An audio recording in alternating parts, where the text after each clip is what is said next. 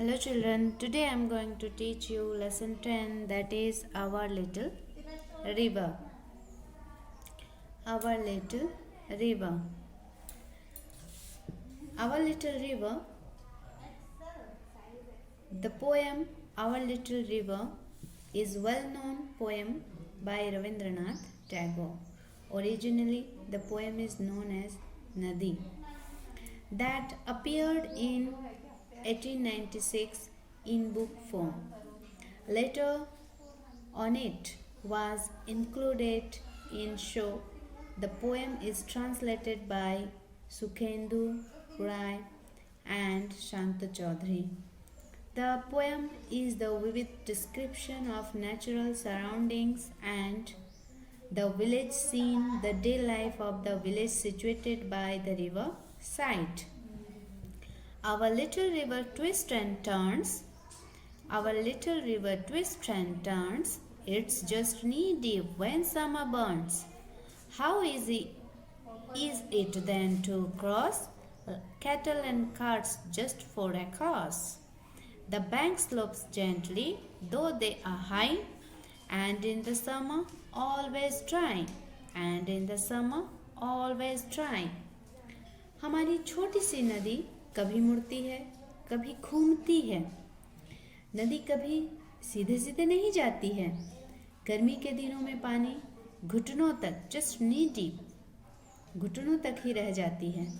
जब पानी बहुत कम है तो आप बड़ी आसानी से नदी पार कर सकते हैं। कैटल एंड कार्ट्स, जानवर और गाड़ियाँ आसानी से पार कर जाते हैं।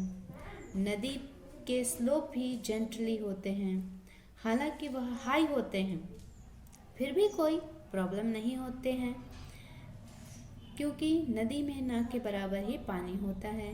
गर्मी के दिनों में यह ड्राई होती है। And in the summer always dry. No dirt, no mud, it also clean. The sand glints with a golden gleam.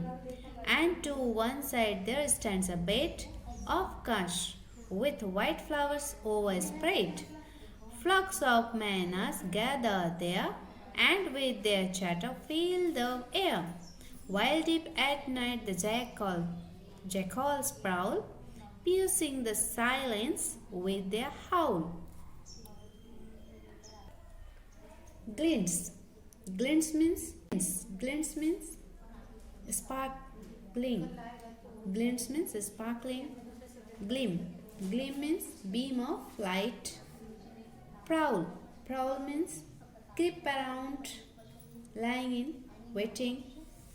Piercing. Piercing means penetrating something. कोई डर्ट नहीं, no dirt no mud, it also clean.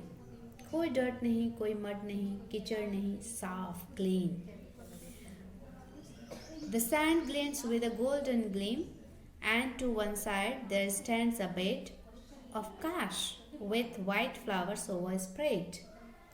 रेत में जब सूर्य की किरणें पड़ती हैं तो गोल्डन साइन करती हैं,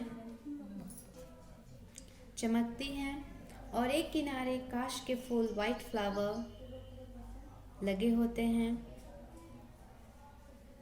फ्लॉक्स ऑफ मैनास गैदर देयर, वहाँ फ्लॉक्स ऑफ मैना की जो झुंड है इकट्ठा होती है, गैदर होती है। And with their chatter fill the air, और पूरा एयर में उसकी जो चैटर की आवाज़ है उसके चैटरिंग से गूंज उठती है। While deep at night the jackals prowl, piercing the silence with their howl. जकाल सियार, जिसे हिंदी में सियार कहते हैं, धीरे धीरे चुपके से रात में आते हैं। रात को वहाँ हाउल करते हैं। रात के सन्नाटे को पियर्स करती हुई, चीखती हुई जकाल्स की आवाज़ सुनाई देती है।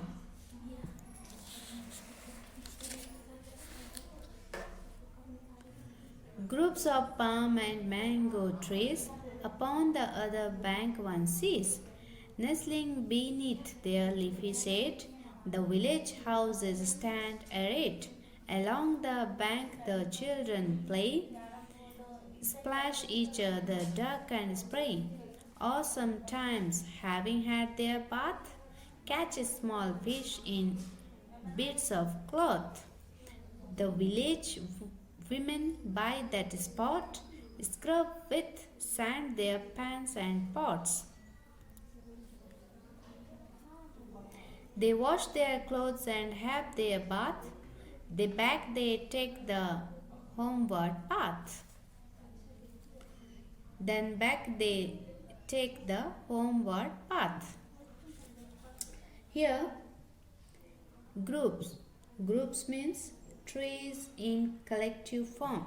Trees in collective form. Arrayed. Arrayed means lined up, built in lines. Scrub. Scrub means to clear by rubbing. To clear by rubbing. Now children, दूसरे किनारे में पाम के ट्रीज दिखाई देते हैं. Groups of palm and mango trees. Palm and mango के trees दिखाई देते हैं. Upon the other bank one sees, nestling beneath their leafy shade, the village houses stand arrayed.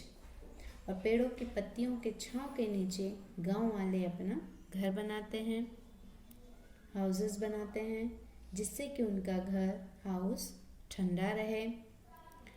Along the bank the children play, splash each other, duck and spray. नदी के दूसरे किनारे पर बच्चे खेलते हैं, एक दूसरे के ऊपर पानी फेंकते हैं. एक झुक जाता है, फिर दूसरे के ऊपर पानी फेंकते हैं. इस तरह पानी फेंक फेंक कर स्प्लैश करते हुए वे खेलते हैं, प्ले करते हैं. Or sometimes, having had their bath, catch small fish in bits of cloth. The village women by that spot scrub with sand their pans and pots. कभी कभी बच्चे, sometimes children, नहाते भी हैं, sometimes कपड़े से मछली पकड़ते हैं. उस जगह पे जहाँ थोड़ा बहुत पानी होता है, नदी, गांव की औरतें बर्तनों को रेत से मांजती हैं, साफ करती है, क्लीन करती हैं. Scrub with sand their pans and pots. They wash their clothes and have their bath. Then back they take the homeward path. वहाँ वह कपड़े भी धोती हैं, क्लोथ्स वॉश करती हैं एंड नहाती भी हैं, बात भी करती हैं, और उसके बाद वहाँ से वो लोग घर वापस आ जाते हैं.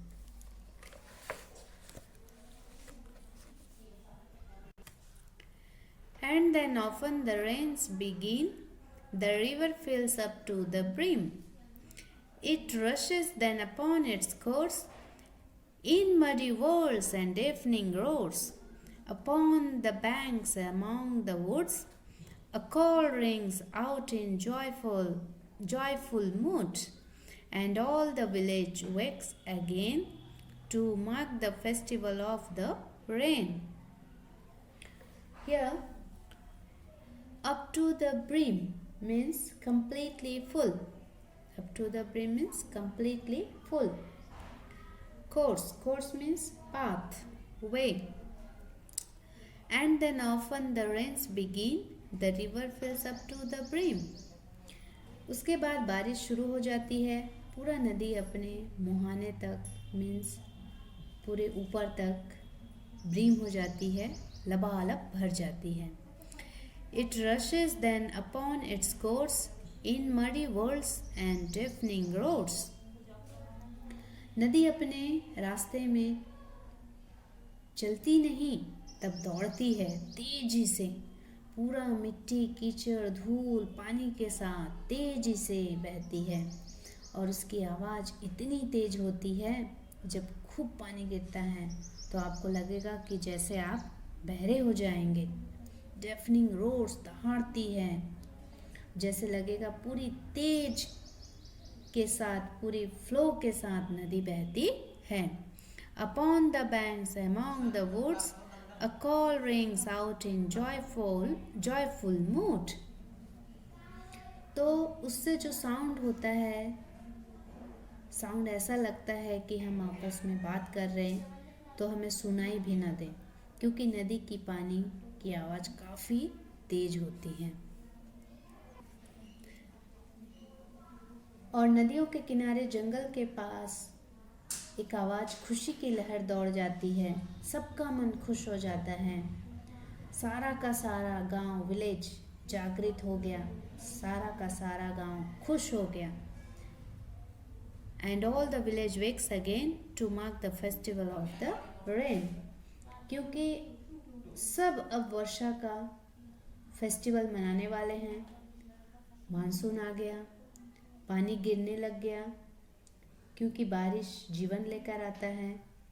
क्योंकि गर्मी के बाद यदि बारिश होती है तो वह पानी के रूप में मनुष्य के लिए अमृत लेकर आती है। सो चिल्ड्रन, जिस तरह समर सीज़न ज़रूरी है, ठीक वैसे ही रेनी सीज़न भी ज़रूरी है। हर सीज़न का अपना महत्व होता है। समर सीज़न में जितनी ज़्यादा गर्मी होती है, रेनी सीज़न में उतनी ही तेज़ बारिश होती है। और आप देखते हैं बारिश के कारण ही हर कोई खुश होता है। बारिश यदि नहीं होती है तो चारों ओर सूखा ड्राई हो जाता है ना। और जब बारिश होती है तो चारों ओर हरियाली छा जाती है, मनुष्य भी खुश हो जाते हैं, पेड़ पौधे भी खुश हो जाते हैं, इवन जानवर जो एनिमल्स होते हैं वो भी हैप्पी होते हैं, है ना। तो सभी मौसम का अपना एक वैल्यू होता है। ओके चिल्ड्रन, आई होप आपको ये लेसन बहुत अच्छा लगा होगा, आपको ये कविता पोएम बहुत अच्छा लगा होगा। Thank you.